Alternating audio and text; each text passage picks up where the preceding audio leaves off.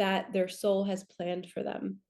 And when we release that and we're not judgmental, we're not criticizing, we're not spending mental energy, filling their bubble with our judgment and our critiques about their journey. One of the biggest things that a spiritual ego can do is it can just always want to label. Hello, you beautiful people. Welcome back to my channel. In this video, we are going to talk about karma. We're going to talk about attracting negative things and kind of the trap that when people first spiritually awaken and they start to learn about manifestation, they feel like, not everybody, but a lot of people feel like their goal is to become so amazingly perfect that your reality is effortless and flowy and you never attract anything bad like illness or car accidents or cancer or breakdown. It is just part of the journey. And that's why I love talking about finding peace during the chaos and understanding why the breakdown is happening. It's never going to stop. Some of the greatest spiritual teachers ended up with cancer. So we have to surrender to the fact that we all have different karma. We all have chosen certain things to happen, and it's okay if things seem to be falling apart in your reality, and now that you're awakened, you're like, oh no, are people going to think that I did something wrong and I manifested this and this is negative? And I'm a firm believer in embracing the struggle and saying, thank you, spirit. Thank you for showing me the lesson. Thank you for allowing me to see my strength through this thing, right? Like when I lost my daughter in 2012, I'm sure there were some people that probably were spiritually awakened going, oh, I wonder what she did in a past life to attract that, right? I wonder if she took a life in a past life and now she is being punished in this lifetime by losing a child. There's lots of theories out there about that. But either way, it doesn't change the fact that it happened. It doesn't change my perspective on it. It doesn't change how I'm going to handle it. It's really just, and for some people, it ends up you shame yourself, right? And we don't want to be doing that. So I wanted to create this video to let you know that I don't want you shaming yourself or shaming other people for negative things that are happening in your reality, so-called negative, actually the divine plan, and not everything is being attracted. Everything is according to your timeline happening in a perfect sequence for your soul's evolution. So if you've manifested an illness, if you've manifested a car accident, if you've manifested losing your home or a court case, maybe you didn't manifest it. Maybe it's just part of your soul's blueprint to say, hey, you know what? My soul wanted to learn compassion.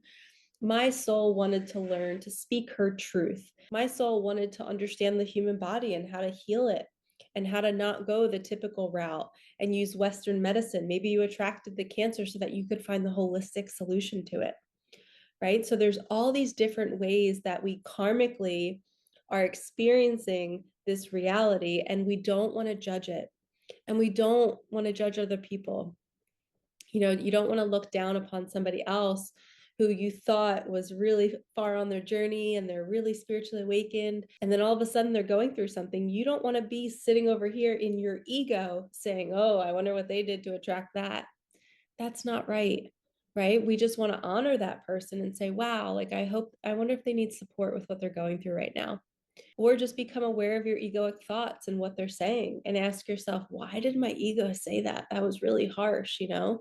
So bringing awareness to this and shining a light on the judgment and the expectations of the manifestation community, and just basically assuming that we're supposed to be in flow state 24/7 and never have anything bad happen, that's a little ridiculous.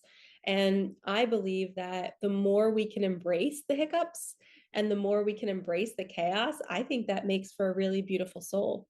I love to witness people who are going through something hard and they're humble about it and they admit it and they're just like, yeah, like I didn't know what to do here. I'm learning and I'm figuring it out. And I'm just observing them in their bubble going, wow, their soul picked a really hard lesson and they're here for it and they're trying to figure it out. So how can I support them instead of sitting back going, oh, I wonder what they did and trying to figure out their life for them. Let's pull back the ego and drop it and put it aside and say, wow, let me just encourage them and support them while they're going through this thing that their soul has planned for them.